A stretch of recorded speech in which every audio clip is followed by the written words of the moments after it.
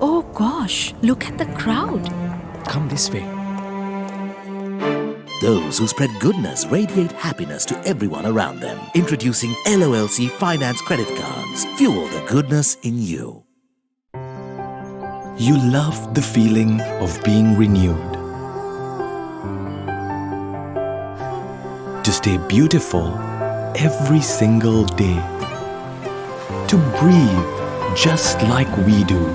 Because you are truly delicate. Protecting the ones who've been with us through the years.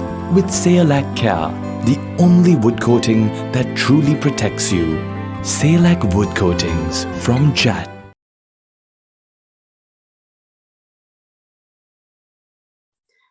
Welcome to LMDtv. I'm Fazmina Imamudeen, and joining with us today is Suren Fernando, an attorney at law who hails from a family of eminent legal luminaries. He has appeared before the Supreme Court in many of the most important cases in constitutional law and fundamental rights in the recent past, and has written extensively on the burning legal issues of today. Hello, Suren. I welcome you to the show. Hi, good evening. Thanks for having me. So moving on, I'd like to ask you about the 20th Amendment. You have said that the 20th Amendment created a super creature not accountable to the Parliament or the courts. Now, has this changed in the proposed 21st Amendment? Okay, so basically, I think that comment of mine was made in the context where, as you know, in the 1978 Constitution, you had the three branches of government, but when it came to the executive, the president, he had a large amount of power. So while the legislature was supposed to be one of the checks on the executive, the president had the power to appoint and remove ministers at will, to decide on the number of ministers. He had the power to dissolve parliament after 1 year. And thereby, he had the ability to basically stultify the ability of parliament to act as a check on him.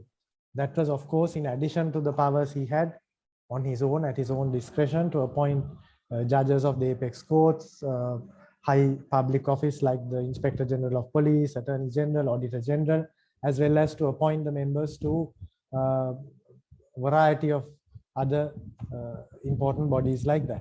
Now, in that context, we had, the 17th Amendment came in, reducing the powers of appointment, making it subject to a Constitutional Council approval process. Then you had the 18th Amendment, which reversed that. Then you had the 19th Amendment, which brought that Constitutional Council process back, and also included additional checks on his ability to appoint ministers, etc., by requiring him to act on the advice of the Prime Minister in doing that, so that he couldn't basically unduly or basically have the carrot and stick over Parliament when it came to their exercising their function as a check on him. And also his power of dissolution was reduced by requiring that he would not exercise it in the first 4.5 years, unless, of course, the budget or the appropriation bill is defeated.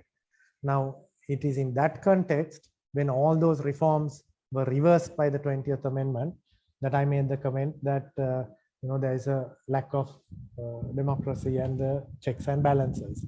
Now, the SJB's proposed 21st Amendment bill seeks to reinstate all those provisions of the 19th Amendment, but also go beyond, in the sense that certain other functions that he exercises also become subject to the advice of the Prime Minister. There are more independent commissions introduced, and also it takes another big step forward. That is, it abolishes what we in common parlance call the executive presidential system.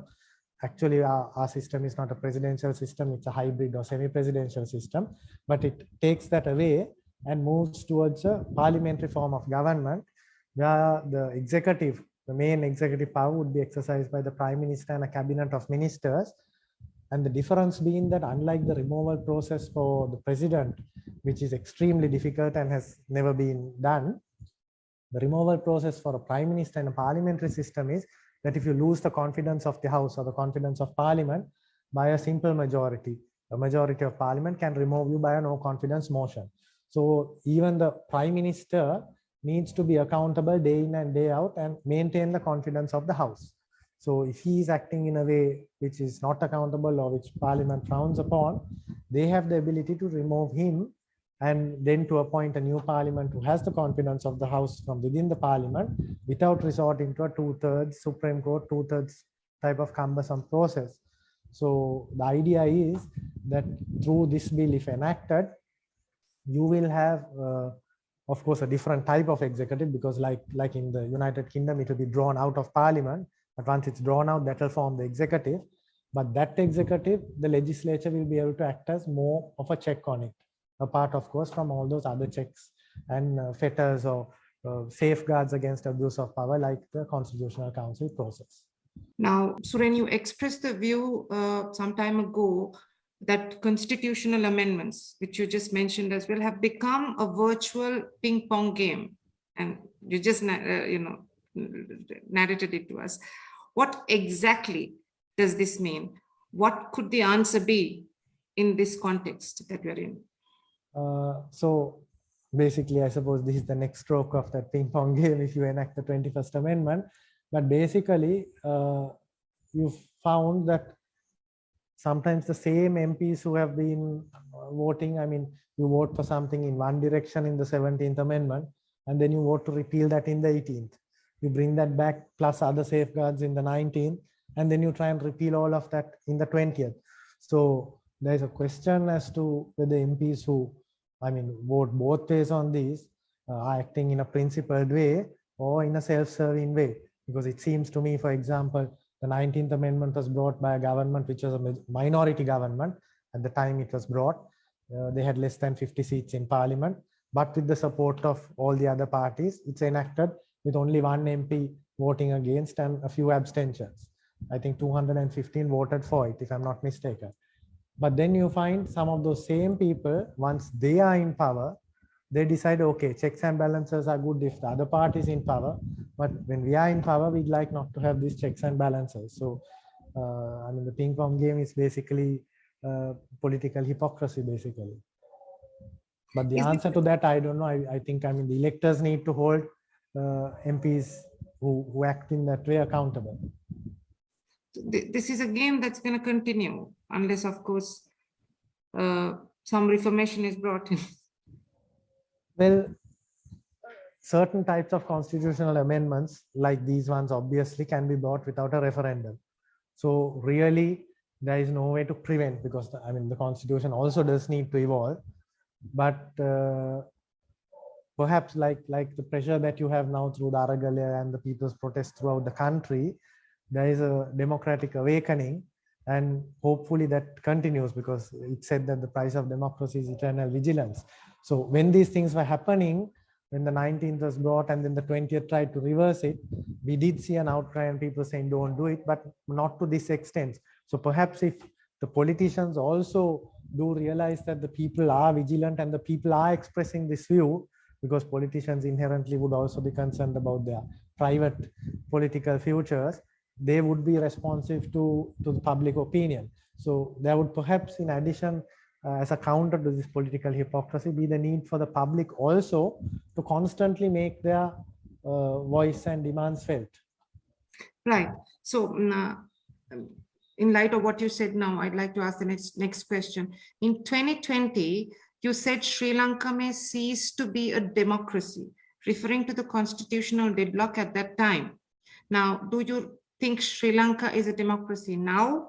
And has the Aragalaya changed anything?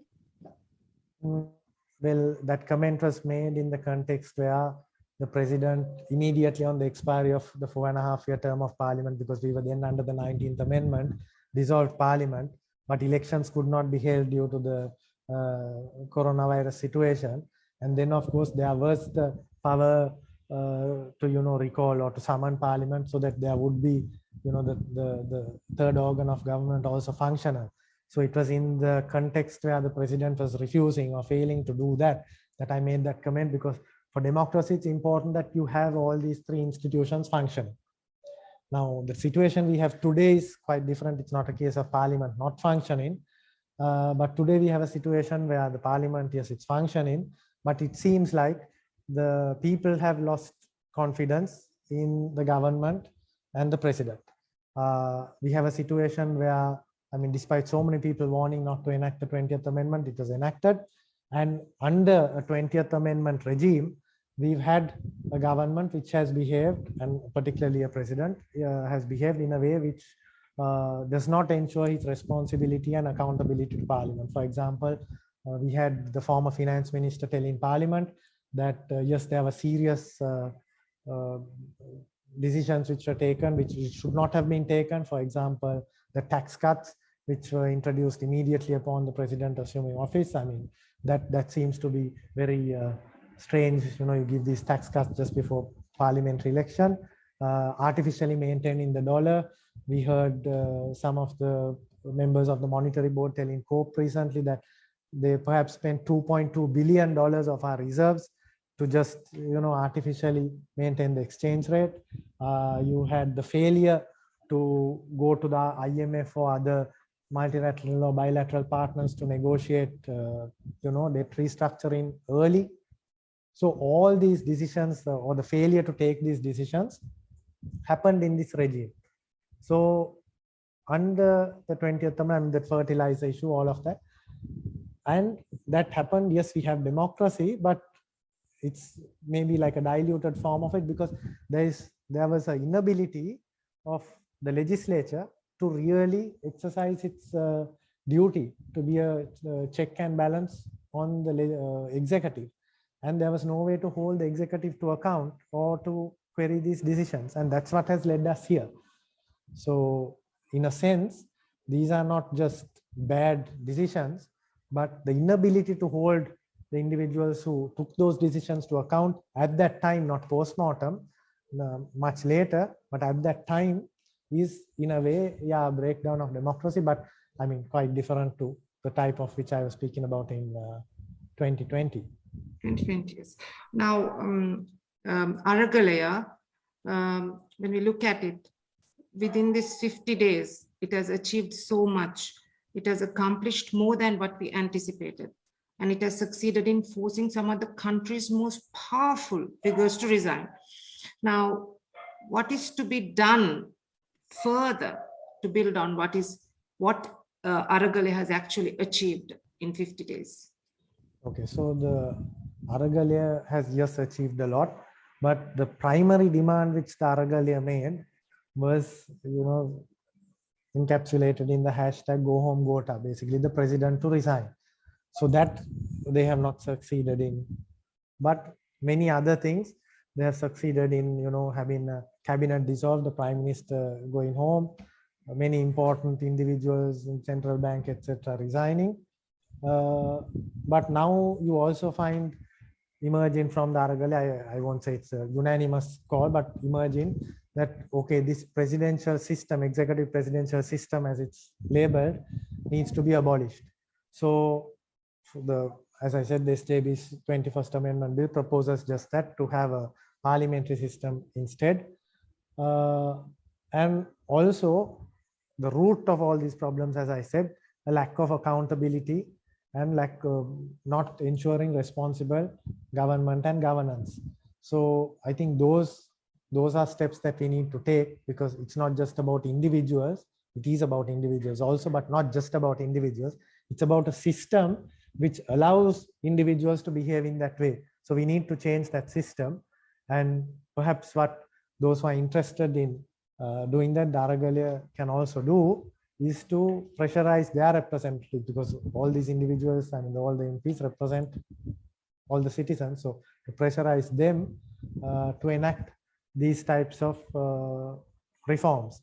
And of course, thereafter, hopefully, in the context of where we have independent commissions like the independent election commissions and all of that appointed under a constitutional council framework, then of course, since if this government has lost its mandate, ethical mandate, and it's clear that the people don't have confidence in this regime, then of course the next step would be, after doing that, to go for elections so that a fresh mandate could be obtained by whoever, and then you would have the constitutional system which permits for good governance, and people who have who representatives who obtain the mandate of the people, and that hopefully would create the type of political stability which is being called for by the IMF and other international partners.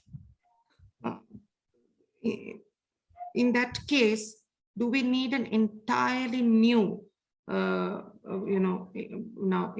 without playing a ping pong game with the existing political parties, do we need an entirely independent body of young leaders taking over the governance?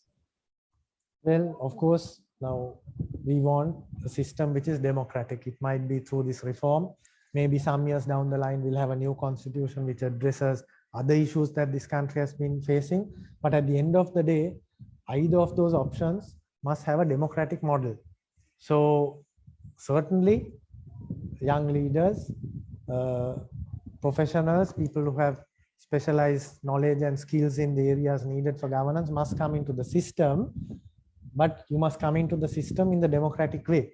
So you'll have the democratic process. And certainly it is hoped that, people complain about the type of people who are elected to parliament, but it's the people who elect that type of people to parliament. So hopefully the people who are now recognizing that they need to be vigilant to protect their rights will also pressurize political parties to ensure that in their candidate lists for the different districts, while in my view, you certainly must have seasoned politicians because you need knowledge of the system. You can't just have technocrats coming in who don't have any knowledge. You need a mix, but also to ensure that on their lists, you don't have certain types of people and you do have certain other types of people. So why do political parties put forward candidates? They put forward a horse you think can win. So if the people make it clear that this type of horse will not win in future, there will be no incentive to put them forward. So people need to say the type of horse we want is not a drug dealer, not a murderer, not someone who has corruption allegations, but someone who has experience and skills in these different areas and also represents different categories of society. So people can probably put the pressure so that those people come in through the political system, but I wouldn't say that you need to change everybody who's there because you do need a mix. Aragalaya does pressurize not just hashtag go home Gota, but Aragalaya demands that the 220 must resign and return home. Now, some of the parliamentarians have also publicly demanded the same, as if they are unaware that they are part of the 225 as well. You were nominated on the national list of this SJB in the last general election. So I'd like to ask what your stance would have been if you were a member of the current parliament. Now this hashtag "225 epa," that phrase is not something that came about now. It's something that crept in during the time of the presidential election campaign. So I think we all know where its roots were. And basically that was calling for a bit of a different kind of system change and not the democratic one that perhaps we are asking for now. Now, I would certainly say that I am in complete disagreement with the suggestion that all 225 should go home. Because even today, if you see, you have a failed executive, president and government. But that doesn't mean that you have a failed parliament. In fact, if you look at in parliament, there were members of the opposition from different parties who warned of the dangers of these steps that were being taken. They warned that if particular remedial measures were not taken, these things would happen. But the government failed to listen. But of course, the people had only elected the opposition with a very small number of seats. So within our democratic and constitutional framework, there was little that opposition could do there. Now, I'm not saying that everyone in opposition should stay on. That's not what I'm saying. That the people should decide at another election. But right now to say, because the government has failed, doesn't seem to make logical sense. Also, when you're electing a new parliament, I would say again that you shouldn't reject all these MPs, because you have several who, and particularly in the opposition parties, who have proved that they are competent. They speak on a variety of national issues. They speak on behalf of all citizens of Sri Lanka on issues. And that type of individuals certainly should be returned to the next parliament as well. So if I was there as well, my response would be, why do you say you don't want all members of parliament? If the government has failed, you can't blame that entirely on parliament when parliament has been hamstrung by certain constitutional amendments, and when you, the people, thought fit to make a weak opposition and make this type of government which came in asking you for power to concentrate, to give them a mandate to concentrate power in themselves, came in on a platform which did not seem to be inclusive of all citizens of this country. You voted for them in a large amount. So why blame all the MPs? You blame the people who have acted wrongly. That So this demand, this call for 225 to go home, you think is unreasonable and not viable? Yes, I mean, there is no moral basis to ask for all to go home. And there's certainly no legal basis to do so now. The president, after 2.5 years of the term of parliament, can dissolve if he wishes. Otherwise, if a majority of MPs ask now, they can pass a resolution and ask the president to dissolve. But there is no basis for the people to ask for it now as a matter of law or as a matter of, ethics. I don't think there's a basis to ask for everybody to go home. But if you don't like them, don't elect them next time. Yes, make your own judgment. Exactly. Yeah. Youth representatives will be appointed to 5 financial committees and 10 supervisory committees according to the Prime Minister's recent proposal. One of these representatives to serve on the panel will be chosen from the youth parliament, while the other 3 will be appointed from the protest and the activist groups. Now, what are your thoughts on this? Well, youth parliament selecting one might be easy. The other protest groups, because this is an organic movement and it has so many different stakeholders in it. How are you going to select 3? How are you going to identify which groups are going to get to vote on that? I don't know how that selection is going to happen. But even if it does, what is the status of these committees which are going to be appointed? Is it just going to be another committee just to say, we heard your voice? Or are these going to be some legal bodies enacted by law? Or is it just going to be, an advisory type of committee? If it is just an advisory type of committee, is the government actually going to listen to those committees? We've had a situation where the Prime Minister has said, nominate a woman to be the deputy speaker, let's elect them, appoint them uncontested, elect uncontested. And even those, the government which is supposed to be supporting the Prime Minister hasn't played ball. So when you have these ad hoc mechanisms, how it's going to work, I really can't prophesy over that. We'll have to wait and see. But certainly, in my view, is it good to have competent professionals from among the youth advising on those? Definitely it is. So if you're going to get those people and then listen to their views when you're taking decisions, even though that body may not have formal legal status, then it's a good thing. But how this mechanism is going to work is quite hazy to me. Understood. It is internationally known that the economic crisis in Sri Lanka is a combination of absolute power, corruption, and ineptitude, and in this case, under a single ruling family. Going forward, how do we ensure that corruption and wrongdoing in the government is checked at the very outset?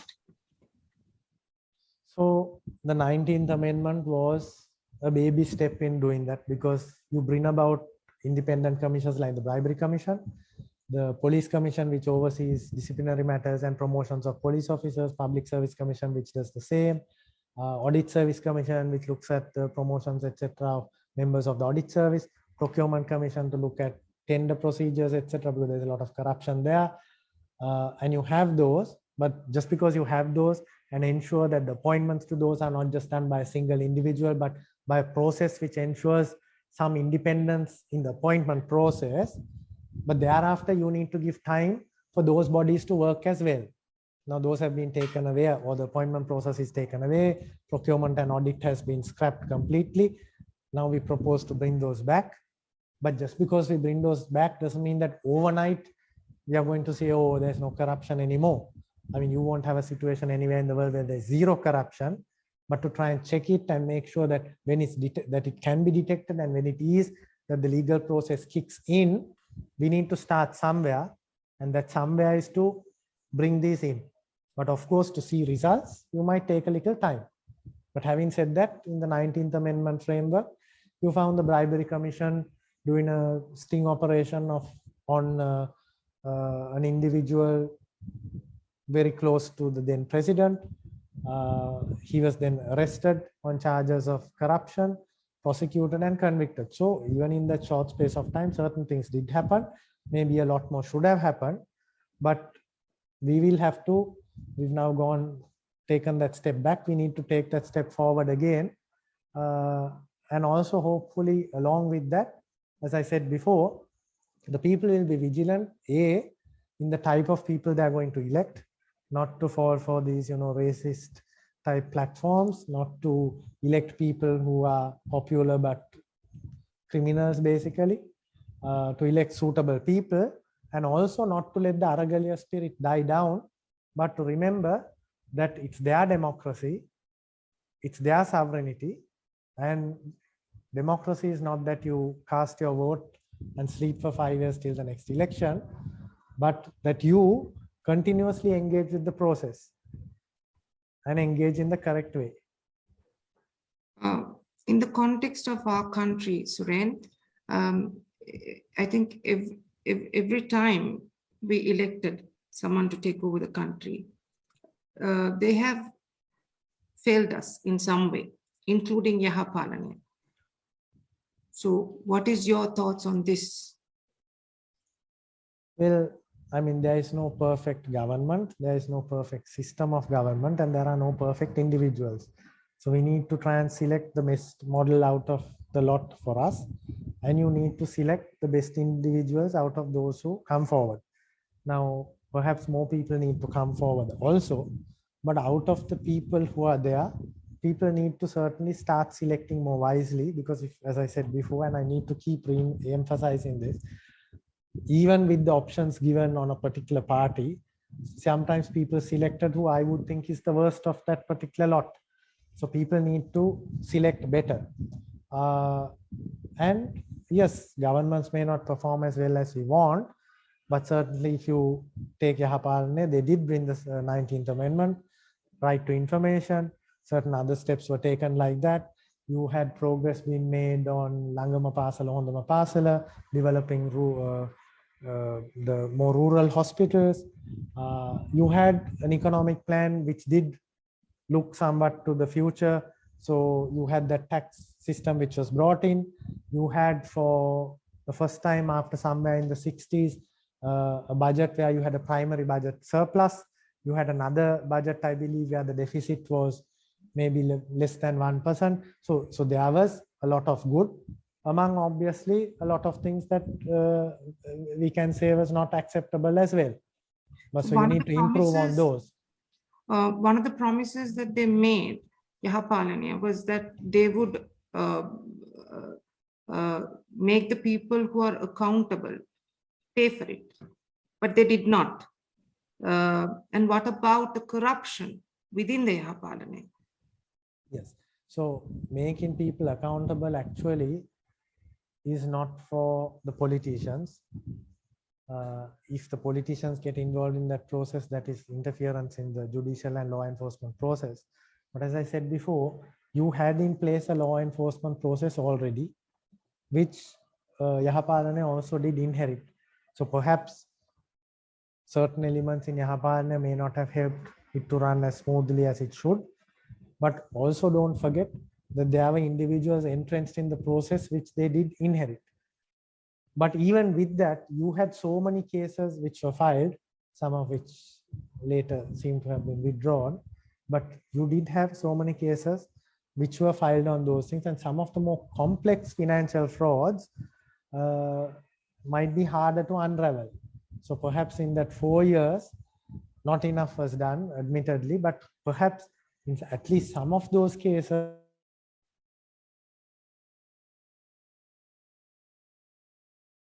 there was a genuine problem about for the corruption which was there within that regime. In some of those instances, at least, I think you would have found that, yes, there was corruption, but the new framework allowed important ministers to be taken before courts and other places. As I said before, the Bribery Commission did arrest and prosecute certain individuals. So that is, part of the system is, in any system you will have some corruption, but you have a system which then is able to go after those individuals. And maybe, obviously I'm not saying it happened in the perfect way as well as we would like it, but certainly better than what we've seen before. That's why I said it won't happen overnight. If you bring the SJB's 21A, you're not going to wake up tomorrow and have a lovely country, but it's a first step in that journey. But I think Aragalaya rejects SJB as well now. Well, I think they need to look at this particular proposal which is being brought, because you can't have the constitution provides a mechanism for amending the constitution. You are making certain demands. You are saying you don't want this presidential system. You're saying you don't want corrupt government. Maybe you don't like the faces of any of the 225, but here is someone who's providing you with one proposal. Look at the proposal on its merits. And of course, you might reject some of it or all of it. That's a democratic right, but engage with the proposal, because otherwise it has to be debated anyway. So engage with that regardless of whether you like the individuals, because next time round you can decide who the individuals are, but at least set up good structures. It's not about whether you like the SJB or the NPP or the TNA or the SLPP. We obviously need some reform. You are saying president resign. You are saying abolish the executive presidency. You are saying Horaka Pusalidio, we don't want corruption. Here is someone who is saying, okay, this is my proposal for how we can try and stop those things. Engage with the proposal. While one group of youth have led the Aragalaya from the start, demanding all these changes for a better Sri Lanka, a large number of youth seem to have lost faith and hope, like you say, because the government has failed the people and are now migrating in search of a better future. Can anything be done in short term to reassure youth that change is possible? Well, we have multiple crises. One is the economic crisis, and that has awakened people. But that is just a symptom of the other crisis we had, which is what I said about accountable governance.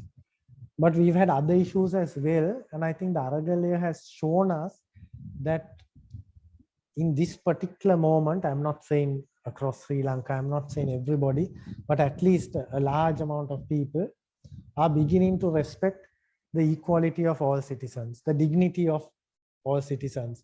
They are beginning to understand how racism and religious hatred was promoted by certain individuals and then abused for their personal political gain. So I think those are also things that people in this protest, in this struggle, are showing the country that we reject those forms of things as well.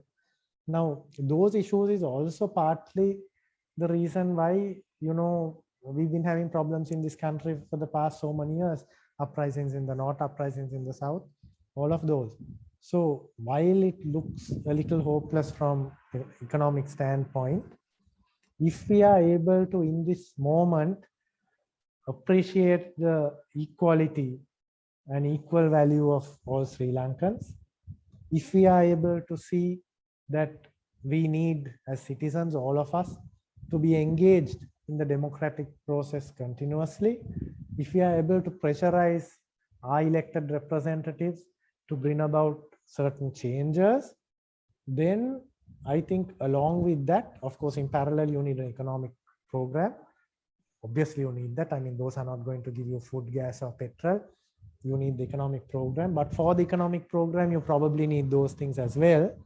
But if in this moment, and we can keep that momentum going, we are able to carry that momentum, including that feeling of brotherhood and oneness and equality and all of that, then I think, yes, we have a bright future, because sometimes you need to hit rock bottom to start progressing.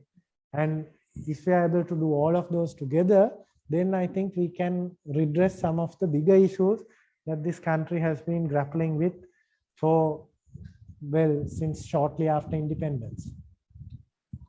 It's interesting. So we end with a very positive note, although we discussed very pressing issues. So thank you, Suren, for taking your time to address the many critical questions concerning the Aragalaya and its demands. And this evening's conversation with you has shed light on what lies ahead in light of the 21st Amendment. As well as, I think you also helped us to understand that it's not bringing in amendments after amendments that's going to sort the problems out in the country. But even if we are to elect the existing, some of the existing faces, if we think they're the ones, it is all about the judgments that we are going to make henceforth. And we also spoke about the government's unwillingness to yield, but at the same time, the Aragalaya is going to stay tenacious in seeking real system change. Thank you for that. And with that, we come to an end of another edition of the forum. Please follow us on Facebook and Instagram, and don't forget to subscribe on our YouTube channel. We bid you adieu and good night from our end. Right.